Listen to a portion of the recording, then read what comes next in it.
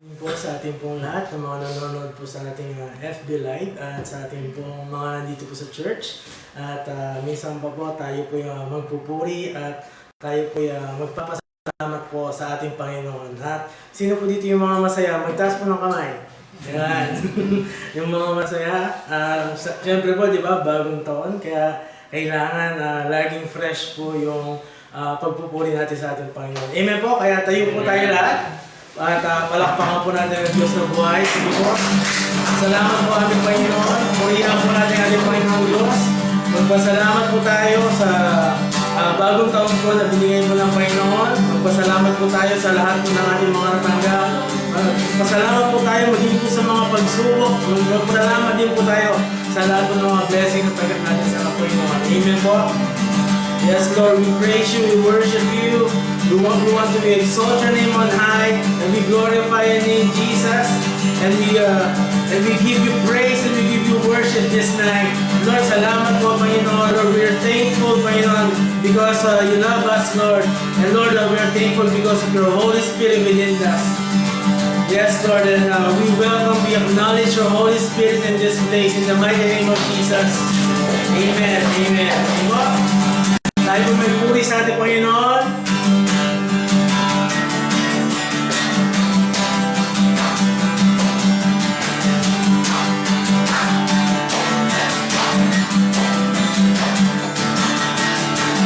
I want to see your face. I want to know your way. Let your light shine upon us.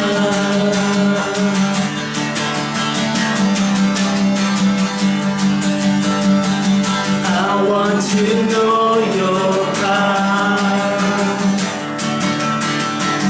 Come fill me once again.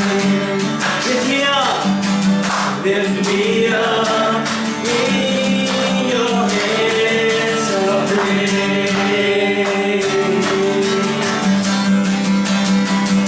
Put a new song in my mouth of praise to you, and the world will see and feel your name. Put a new song in my mouth of praise to you, and the world will see and feel your name. Sabihin mo natin, worthy, worthy, worthy is the Lord, worthy, worthy is the Lord, worthy, worthy is the Lord Most High. Sige po, palakpakan natin kayo. I want to know your ways. I want to know your ways. Let your light shine upon us.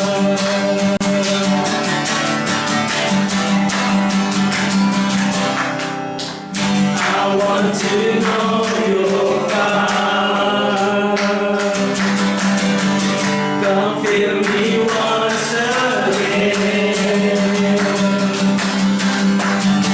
Lift me up in the hands of praise.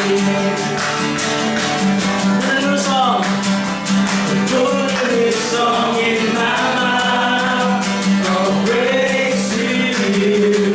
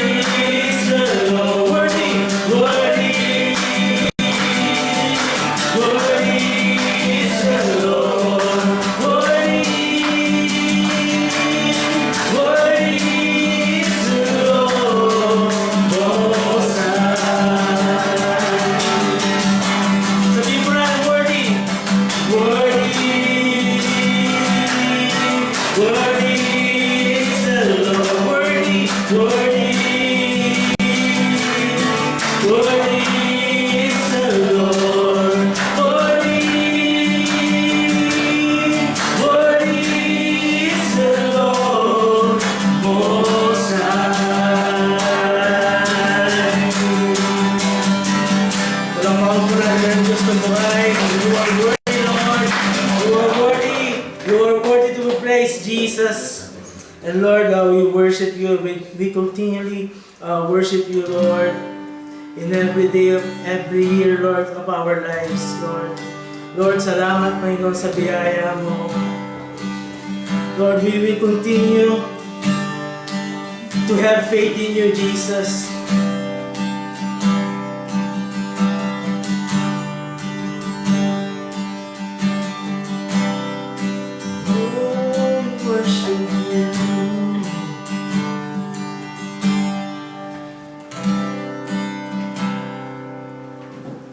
Yes, Lord. And Lord, we want to acknowledge your presence, your Holy Spirit in us, Lord.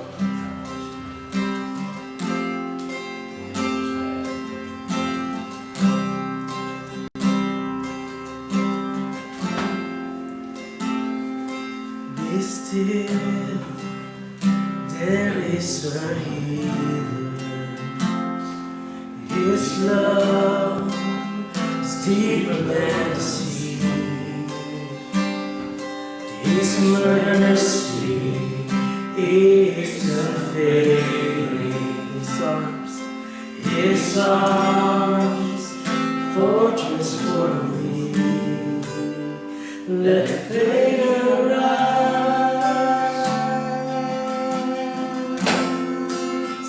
Let faith arise.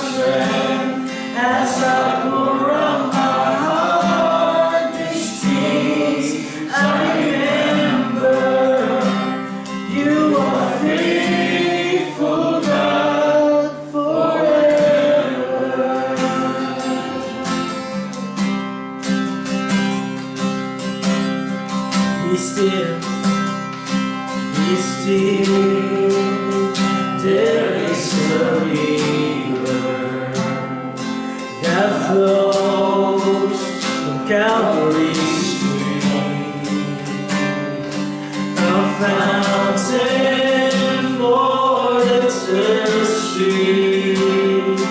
His grace washes over me. Let faith arise.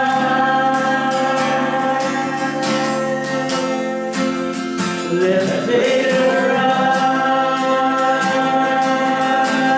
arise. I lift my hands to believe you again. You are my refuge. You are my strength. As I pour out my heart, these streets I remember. You are faithful, God, forever. I lift my hands to believe again. You are my refuge. You are my strength. As I pour out my heart, these things I remember. You are faithful, God, forever. I lift my hands to believe again. You are my refuge. You are my strength. As I pour out my heart, these things I remember. You are faithful, God, forever.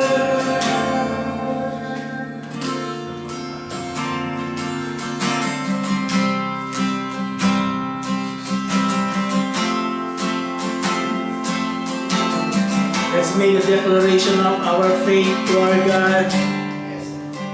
Let faith arise. Let faith arise. Open my eyes. Open my eyes, Jesus. Let faith arise.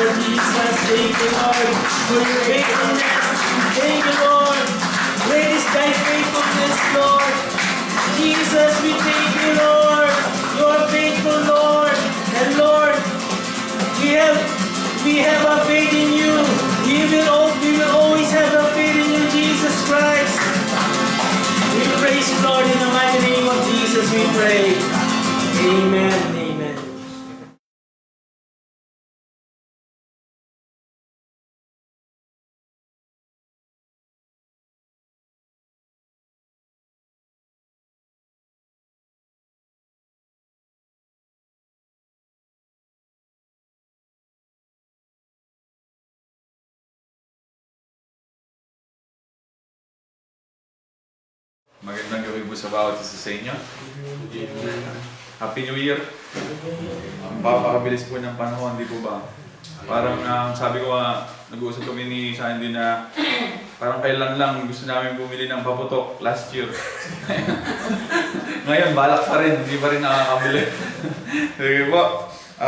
Ako po ay nananalangin hindi lang para sa aking sarili, kundi para sa ating lahat na itong 2026 ay maranasan natin ang Diyos sa mas mataas na level ng kapangyarihan ng Diyos.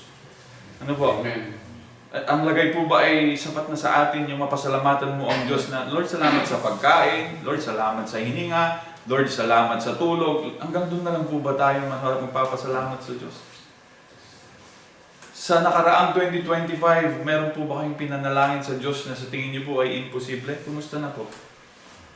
Ako po, ayaw ko pong ganon. Ayaw ko pong sa buong 2026, ang pasasalamat ko lang na maibigay sa Diyos ay salamat sa tulog, Lord, salamat sa bangon, salamat sa pagkain. Wala namang ibang pinapanalangin. Gusto kong itong 2026 po ay manalangin ako ng mas mataas na panalangin upang ma-experience ko yung higit na kapangyarihan ng Diyos. At yun din pang panalangin ko sa bawat isa sa inyo. Ano po?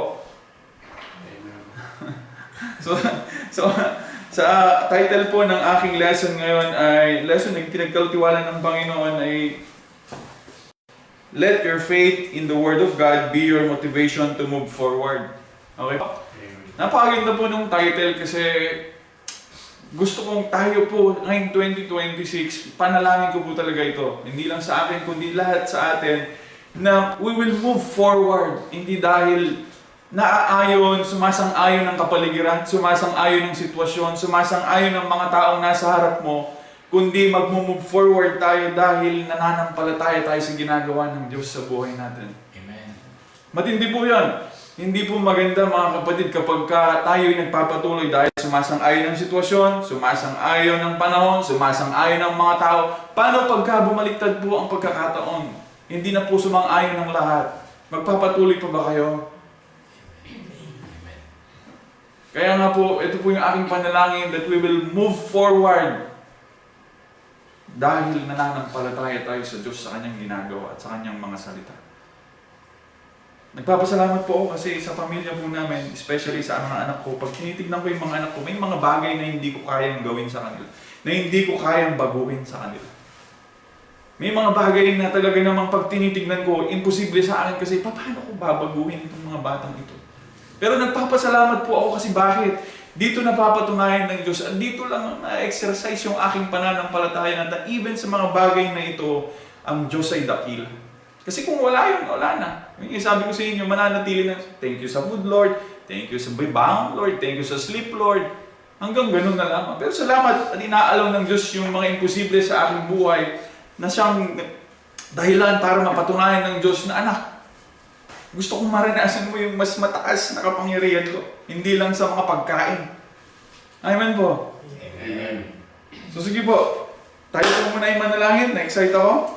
Nakalimutan ko muna lang. Aming Diyos, nagpapasalamat po kami, Lord.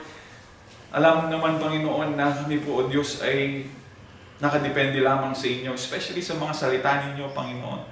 O God, hayaan mo, O God, na itong 2026, Lord, haharapin namin itong 2026 na ito, nang punong-puno kami ng mga salita mo, punong-puno kami ng mga pangako mo, at sa pamamagitan ng mga pangako at salitang ito, kami magpapatuloy, Lord God, at aasa, we will expect something great will happen to us dahil Ikaw ay totoo sa iyong mga salita, Panginoon. Lord, I receive your anointing tonight, O God. Let your Holy Spirit speak to each and every one of us tonight, Lord God. Salamat po. We welcome you in this place. We give you praises, we give you honor.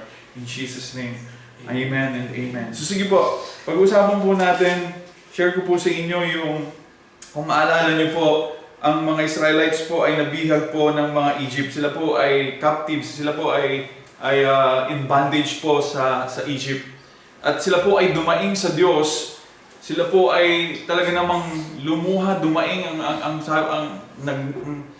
sila po ay tumawag sa Diyos at ang Diyos po ay narinig ang kanilang daing at pinadala po si Moses.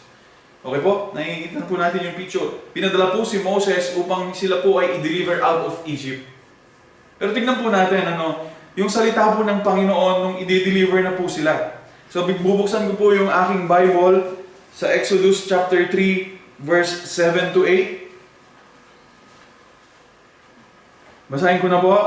Ito na po, nung nagpakita po ang Diyos in a burning bush kay Moses, ang sabi niya po patungkol sa mga Israelites is, dito po, 7 to 8, and the Lord said, I have surely seen the oppression of my people who are in Egypt, and have heard their cry because of their taskmasters, for I know their sorrows. Verse 8 po, sana po makita, put this somewhere in your heart, yung sinabi ng Lord, so I have come down to deliver them out of the hand of the Egyptian, and to bring them up to that land, to a large land, to a land flowing with milk and honey, to the place of the Canaanites, and the Hittites, and the Amorites, and the Perizzites, and the Hivites, and Jebusites. Please take note, sabi po ng Diyos ay, I will bring them.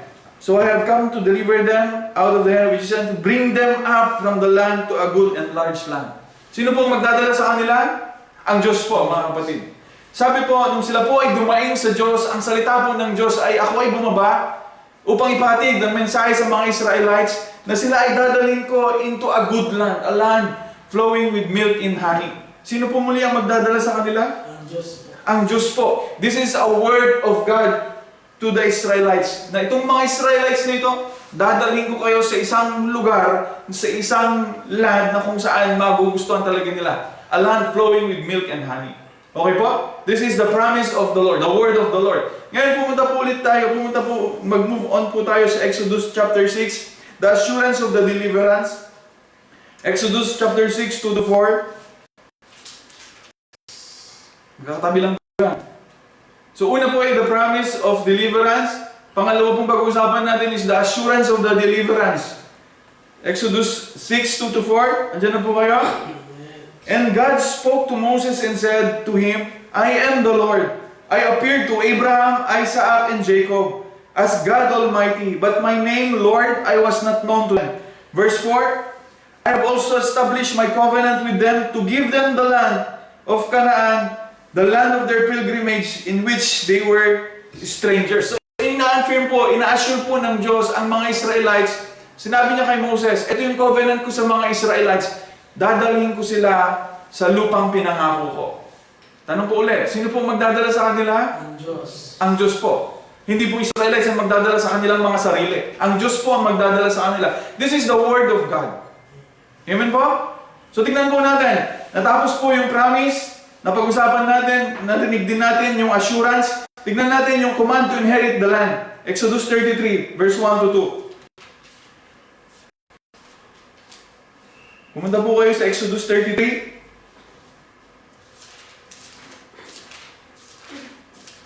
Ito na po, masyado na po matagal yung mga Israelites. Ayaw po nilang pumunta sa land na pinangako ng Diyos. Exodus 33, verse 1 to 2. Command to inherit the land that the Lord has promised. Nandun na po kayo? Amen. Kailangan po sama-sama po tayo kasi gusto nating maranasan ng Diyos this 2026 na higit na mas mataas na kapangyarihan. Chapter 33, verse 1 to 2, sabi dito, Then the Lord said to Moses, Depart and go up from here, you and the people whom you have brought out of the land of Egypt, to the land which I swore to Abraham, Isaac, and Jacob, saying, To your descendants I will give it. Verse 2. Napakaganda po ng verse 2. At ito po, I believe, ito rin po yung mas mahigit pa yung kasakasama natin kaysa yung kasakasama nila sa verse 2. Sabi po ng Diyos sa verse 2, And I will send my angel before you, and I will drive out the Canaanite, and the Amorite, and the Hittite, and the Perizzite, and the Hivite, and the Jebusite. Sabi ng Lord, inherit nyo na yung land. I will send my angel before you, sabi ng Diyos, and I will drive out yung mga kinakatakutan ng mga Israelites. So yung Kanaan po, meron may mga nakatira po doon. Sabi po ng Lord, inherit nyo na. Tagal-tagal na po nila doon. Nandun na po sila sa wilderness. Ang tagal-tagal na po. Sabi ng Lord, inherit nyo na. I will give this into your hand. I will drive out the Jebusite, the Hittites, the Perizzites. Sabi po ng Diyos, ako ang gagawa ng lahat ng yon. Amen po? Nasusundan natin? Sino daw ang gagawa nun? Ang Diyos ang gagawa nun. So tingnan natin.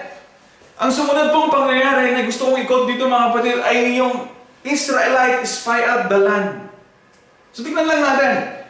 Numbers 13 pa. Pumunta po kayo sa Numbers 13. Nakakasunod pa po tayo? Numbers 13 verse 1 to 3.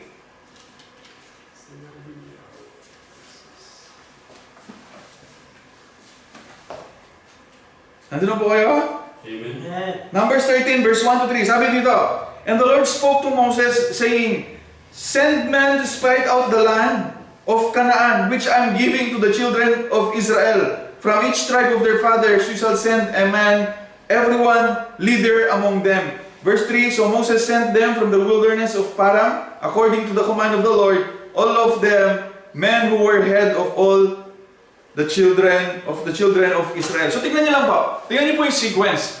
Nagbigay ang salita ng Diyos, sabi niya, I will give it into your hand. I will deliver you. Tapos dadalhin niya ang Israelites sa Canaan. That is the promise of God, the word of God. Tapos nagbigay ng assurance of the promise of God. Sabi po niya, for the sake of my covenant. Okay po, this is my covenant. Dadalhin ko kayo sa lupang ipinangako ko. Assurance of deliverance. Pangatlo po mga kapatid na pinag-usapan natin kanina is that the command of the Lord masyado nang matagal. Bakit hindi niyo pa ini-inherit ang land? Sabi po ng Panginoon, I will send my angel before you. At yung mga taong nandun, I will drive them out before you. Tapos ang sumunod na pang-apat na pangyayari na ang gusto kong tutukan natin is that God sent Israelites representative to spy out the land. Sabi ko, kailangan pa ba yun? Ang Lord ang nag-prepare, ang Lord ang ipapadala sila, ang Lord ang nakakaalam kung gaano ka yaman yung lupang yon. Kanaan po, o ang modern day po kung Kanaan ay Israel. Okay po? Makakalimutan. So ang Lord po ang nag-prepare. Ngayon sabi ng Lord, spy out the land. Ibig sabihin, search niyo yung land. Bakit pa kailangan? Hindi ba sapat na sabihin ng Diyos na siya yung nag-prepare? Mga kapatid, kung ang Diyos ang nag-prepare, sa tingin nyo pa kaya may kulang pa? Para kailangan pang i-spy out? Hindi na, buong-buo na po pag Diyos ang nag-prepare. Pero ganun na lamang mga kapatid, para ma-encourage po itong mga Israelites na mag-move forward. Mag-move forward na kayo. Ano pong ginawa ng Diyos? Sige, send out spies. Para saan? Para i-spy niyo yung land kung gaano kayaman. Upang sa ganun, makita niyo gaano kayaman yung land, ma-encourage kayo. So ito na nga po mga kapatid, ito na ako. So nag-send po si Moses. Nag-send po si Moses ng spy. Mag-jump po ako dito sa Numbers 13:17 to 33. Tingnan niyo po, malapit na po. Matatapos po ako sa chapter 14. Move po kayo sa Numbers 13, verse 17 to 33. So sabi dito, nandun na po kayo? Amen. So Moses sent the spy out of the land of Canaan and said to them, "Go up this way into the south and go up to the mountains and see what the land is like, whether the people who dwell in it are strong or weak, few or many." Verse 19, "Whether the land they dwell in is good or bad, whether the cities they inhabit are like camps or strongholds." Verse 20, "Whether the land is rich or poor, and whether there are forests there are or not, be of good courage and bring some of the fruit of the land." Now the time was the season of the first ripe grapes. Verse 21, "So they went up and spied out the land from the wilderness of Sin as far as Rehob near the entrance of Hamath." Verse 22, "And they went up through the south and came to Hebron. Ahiman, Shesai, and Talmai, the descendants of Anak, were there. Now Hebron was built 7 years before Zoan in Egypt." Verse 23, "Then they came to a valley of Eshcol, and there cut down a branch with one cluster of grapes. They carried it between two of them on a pole. They also brought some of the pomegranates and figs." So nakita niyo po mga kapatid. Imagine niyo po, dalawa po nagbitbit ng grapes, isang cluster ng grapes, dalawang tao ang nagbibitbit. Gano'ng kalalaki po nun, ano? Ganon kayaman yung pinangako ng Diyos na lupa. Ini-spy po nila. Napakaganda talaga siguro. Ini-imagine ko nga po nung nakita po nila yung grapes. Anong klaseng grapes ito? Na hindi kayang buhatin ng isang tao. Na kailangan ng isang pole na ganyan. Tapos yung grapes nasa gitna. Imagine po natin yun. Ganon kabigat. Yung bang hindi per kilo ang labanan pag binenta mo per piraso. Yung grapes. And until now, pag pumunta po tayo sa Israelites, makikita niyo po, siguro po yung mga varieties of grapes ng unang panahon, malalaki pa rin po yung mga grapes nila doon, even yung mga dates. Meron po kami nakita, meron pong pinakita, ganun pa rin. Hindi naman ganun kalaki, pero yung variety, sila pa rin yung may pinakamalaking grapes. Okay ba? So napakaganda po ng land, yung na-spy nila. Pumunta na po ako sa verse 24. "The place was called the Valley of Eshcol because of the cluster which the men of Israel cut down there. And they returned from spying out the land after 40 days. Ito na, bumalik na po yung spies. "So they departed and came back to Moses and Aaron and all the congregation of the children of Israel in the wilderness of Paran at Kadesh. They brought back word to them and to all the congregation and showed them the fruit of the land." So na-imagine po ninyo? Yung ating pong pinag-uusapan, nag-aaralan? Pinadala po yung spy, dinala po yung prutas, grapes. Bilang katibayan na yung lupang yon ay talagang mayaman na lupa. So ito na po, napakaganda na po nang sundan po natin yung kwento. Verse 27, "Then they told him and said, 'We went to land where you sent us. It truly flows with milk and honey, and this is its fruit.'" So yung mga spice na ito, sabi po nila, talagang napakayaman ng lupa. At ito yung bunga nila, ng grapes. Ang laki ng grapes, no? Dalawang tao, bubuhat. Hindi ko ma-imagine, hindi ko ma-picture. So again, verse 28, eto na. "Nevertheless," sabi po nila, "Nevertheless, the people who dwell in the land are strong. The cities are fortified and very large. Moreover, we saw the descendants of Anak there. The Amalekites dwell in the land, the south. The Hittites, the Jebusites, and the Amorites dwell in the mountains. And the Canaanites dwell by the sea and along the banks of the Jordan." So nakita niyo po, napakaganda ang bungad. Totoong nagpunta kami sa lugar na pinay-spy mo at ito yung mga prutas, napakaganda. Yun nga lang, sabi po ng mga spies, nandun yung mga higante. At sila yung napakitang halatang malalakas na mga tao. Sundan po natin. Verse 30, Then Caleb quieted the people before Moses and said, Let us go up at once and take possession, for we were all able to overcome it. But the men who had gone up with him said, We are not able to go up against the people, for they are stronger than we. Sabi po nila, hindi natin sila kaya. Mas malakas sila sa atin. Verse 32, And they gave the children of Israel a bad report of the land which they had spied out, saying, The land through which we have gone as spies is the land that devours its inhabitants. And all the people whom we saw in it are men of great stature. There we saw the giants, the descendants of Anak, came from giants, and we were like grasshopper in our own sight, and so we were in their sight. Imagine niyo po yung report. Napakaganda nung una. Totoo nga a land flowing with milk and honey. Yun nga lang, andun yung mga taong mahagante. Para lang tayong grasshopper sa kanila. Kumpara sa kanila, mukha lang tayo. Ano yung Tagalog ng grasshopper? Tipaklong. Imagine niyo po yun. Yun po yung bad report. So tingnan niyo ba, ang report po na ito ay it's between 2 verses 10. Yung 10 yun, bad report. Yung 2 po, kay Caleb at Joshua, good report po sila. So sabi po, ay na-discourage ang mga tao. Mag-move na po ako sa chapter 14. Ito na po, last part na po ako ng aking sinishare. Numbers chapter 14. Ano pong decision ng mga Israelites nung narinig po nila yon? Sila po ba'y nagpatuloy? Tingin nyo kaya.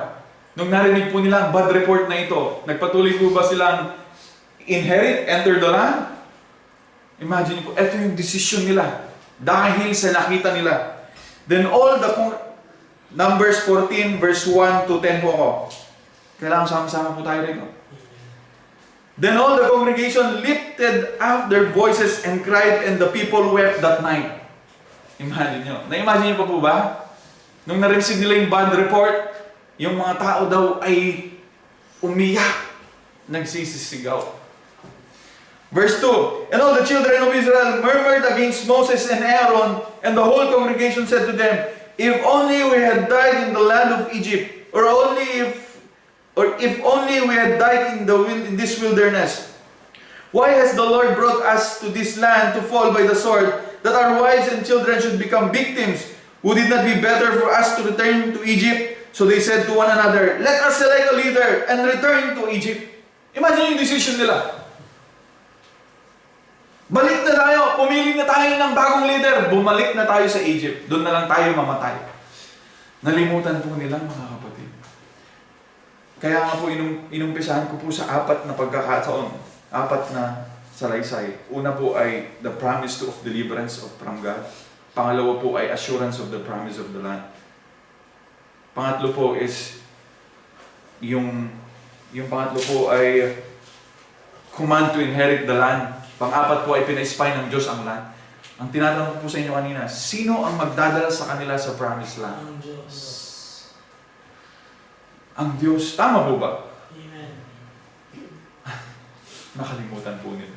Akala nila sila yung magdadala sa sarili nila sa promised land. Tutuloy po natin, ano?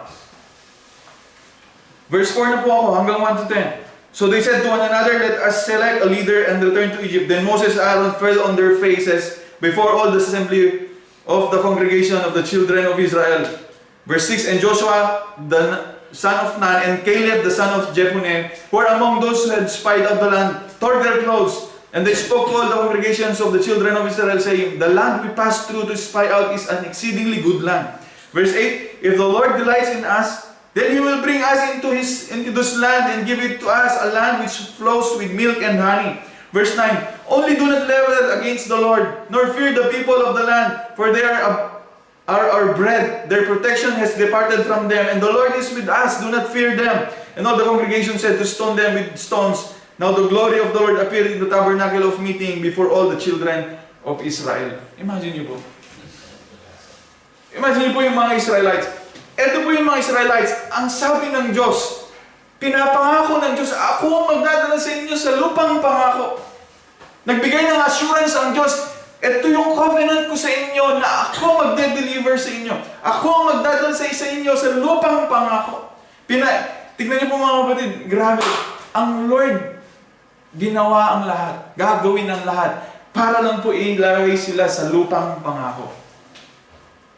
Pero ano pong nangyari?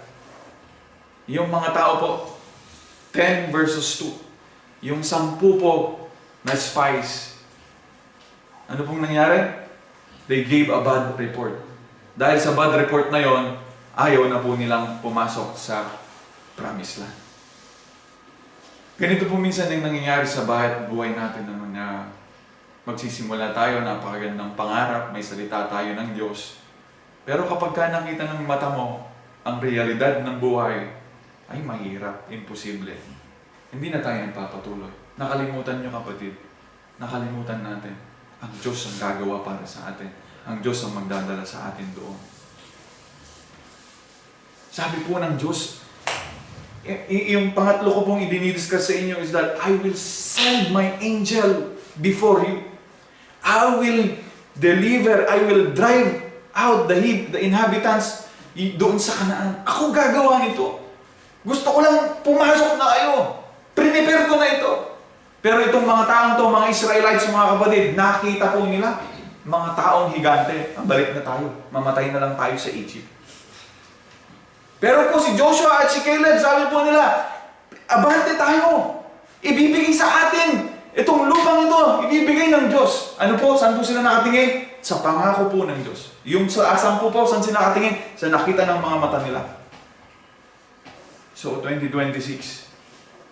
Let's move forward this 2026. At ang motivation po sana natin, hindi yung mga nakikita natin, hindi yung nangyayari sa paligid natin. Ang motivation natin kung bakit tayo magpapatuloy, yun ay dahil sa pananampalataya natin na sa patungkol sa kayang gawin ng Diyos. Amen? Naalala ko lang po, ako po'y nagpa-process ng aking exit. Pa-exit na for good na po ako. Kasagsagan po nun ng walang budget po yung hospital po namin. So pagdating sa filing po ng exit, kailangan ng pera, napepending po yung mga umuwi. Minsan may mga umuwi na nga po, tapos nagbigay na lang ng authorization letter para sa mga exit money nila. So ngayon po ay kailangan mong i-process ng maaga yung exit paper mo. So sa akin po, nag-process po ako ng maaga, pero alam niyo po, etong mga nandun sa HR ay talagang mainit na rin ang ulo kasi nga wala akong budget ang hospital po namin. So wala kang makuhang pabor, wala kang makuhang tulong kasi hindi ka nila matutulungan. So ngayon po ay meron po akong binameditate na salita ng Panginoong Yesus dun sa sa Psalms 124, if I'm not mistaken, Psalms 124 verse 8 po yata yun, na ang aking tulong ay mula sa Diyos na gumawa ng langit at lupa. Imagine niyo po, may letter po ako para magsimula ng mag-process, early process, 3 months before exit. Para po may process na po at aasang yung exit money mo ay ma-process na rin. So dala ko po yung aking memo. Pagpunta ko po sa HR, marami po akong nakakasalubong, mga nakasimangot, mga galit. Kasi bakit? Galing na sila sa HR at wala silang napala. Na-imagine niyo po yung aking ginakwento. So papunta po ako, bawat hakbang may makakasalubong ako, nakasimangot. Isang hakbang na naman, makakasalubong ko, may magsasabing, hindi talaga sila maka-Pilipino. Tapos bawat isang hakbang mo, may maririnig ka na naman, discouraged na, wala tayong aasahan dito. Imagine niyo po, magpapatuloy ka pa ba mga kapatid kung gano'n ang nakikita mo, nakakasalubong mo? Buti na lamang po. Buti na lamang kasi bakit? Nilagay na ng Diyos ang kanyang salita. Ang tulong mo anak ay mula sa Diyos na gumawa ng langit at lupa. So, naisasampal sa akin yung realidad. Mahirap mag-process. Pero nagpapatuloy ako. Bakit? May dala-dala po akong salita ng Panginoon.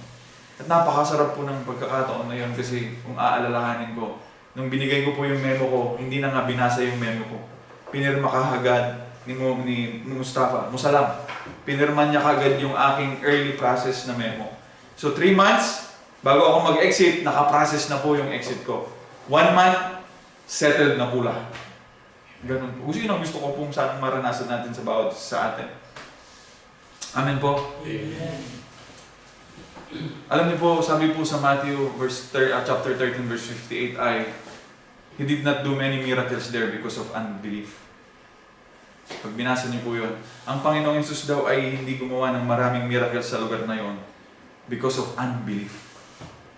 Hindi dahil makasalanan ng mga tao, hindi dahil kulang ka sa kabaitan, hindi dahil kulang ka sa panalangin, hindi dahil kulang ka sa gawain.